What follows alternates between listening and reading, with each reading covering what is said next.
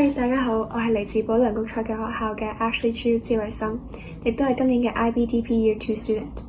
喺呢個暑假咧，我就參加咗呢個 D.H. Chen Foundation Hatch、CUHK Faculty of Medicine 同埋 Microbiota Eye Center 嘅 Summer Microbiome Institute， 從中都學咗好多唔同嘅新嘅知識，譬如係 Gut-Brain Axis、腸道微生態、ASD 即係 Autism Spectrum Disorder 等等嘅新嘅知識。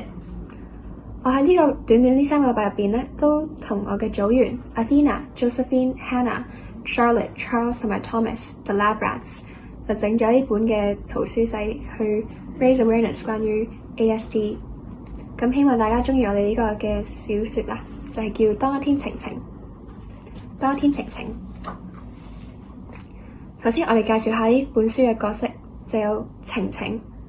晴晴咧就好鍾意同恐龍交朋友嘅。晴晴嘅腦海入邊咧就5種唔同嘅恐龍，就有社交焦慮龍。社交焦慮龍咧喺好多人面前就會好緊張。敏感龍咧對細嘅聲音同埋變化有好多感覺。着迷龍就超中意學習新嘅東西。興奮龍佢一開心就會跳嚟跳去，同埋怒火龍佢一嬲咧就會哇噴火㗎喎。呢個就係晴晴每日返學嘅課室。小朋友咧全部喺度嘈嘈鬧鬧，但係晴晴就成日匿埋喺個角落頭入邊自娛自樂。有一日返學，老師就俾同學仔分成4人嘅小組，但因為晴晴有自閉症，唔係好擅長社交，同埋冇意識到呢個問題，所以佢就冇主動加入去任何人嘅小組啦。老師又話：同學仔，我哋分組啦。同學都話好。同學有嘗試同阿晴晴傾偈，但係晴晴就冇理過佢哋。譬如有個女仔就問晴晴：我琴日買咗支原子筆啊，你要唔要睇下？而晴晴就冇理過佢，淨係喺度顧住睇書。經過咗一段時間，同學都放棄咗同晴晴溝通。晴晴咧就行到去課室入邊嘅閱讀角落，拎咗佢最中意睇嘅恐龍圖書，自己開始閱讀起來。呢個咧就係晴晴嘅腦海入邊啦，見到啲恐龍咧喺度跑嚟跑去，好似好忙咁喎。小組咧就要做一個關於翼龍遺體嘅彙報。當個題目公佈咗之後咧，啲同學就喺度吱吱喳喳咁樣討論。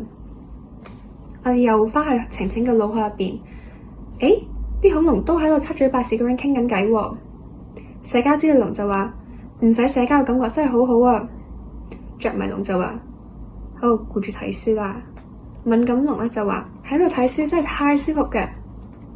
怒火龍就話分組工作真係好麻煩嘅啫。而阿興奮龍就話喺度呢本書真係好好睇喎。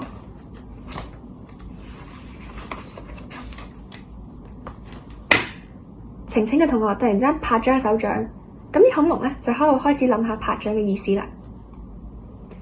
譬如社交焦慮龍就話：點解佢突然之間望過嚟㗎？我應該點算啊？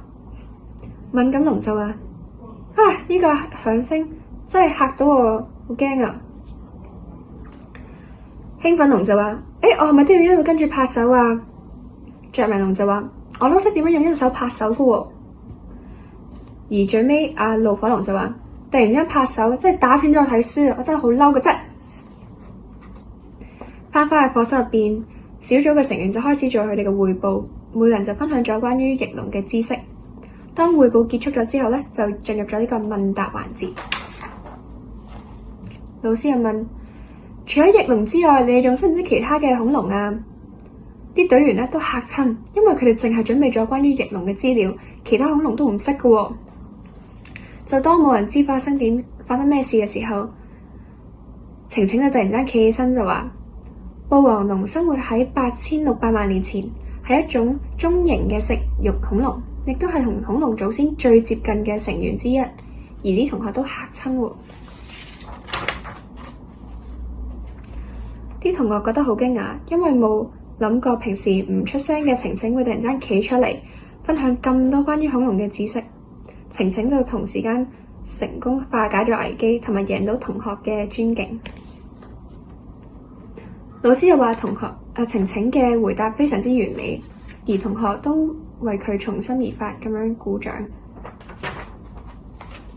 晴晴唔明白點解大家有咁熱烈嘅鼓掌，因為對佢嚟講呢個只不過係一個非常之尋常嘅事，冇咩奇怪嘅。但係佢又陶醉喺大家熱情入邊，感受到大家嘅愛。當啲同學見到佢對恐龍嘅知識有咁豐富咧，就開始討論同埋問佢關於恐龍嘅知識。佢又輕鬆愉快咁樣答晒佢哋所有嘅問題。譬如有個同學就問恐龍有幾多隻腳趾㗎？晴晴就話3隻。有另外一個同學就問佢：晴晴，你知道係有恐龍先定係有蛋先㗎？晴晴就話係有蛋先嘅喎。後嚟同學發現晴晴其實唔係傲慢，但有時候咧佢就唔係好理解到朋友想表達嘅意思。隨着佢哋交流嘅增多，同學對佢嘅睇法都改變咗，亦都漸漸咁樣理解到佢嘅處境，發現到佢嘅聰明才智。佢哋最尾又成為咗最好嘅朋友。完。多謝，希望大家鍾意我哋呢個嘅圖書啦。我哋係 Lab Rats 第2組。Thank you。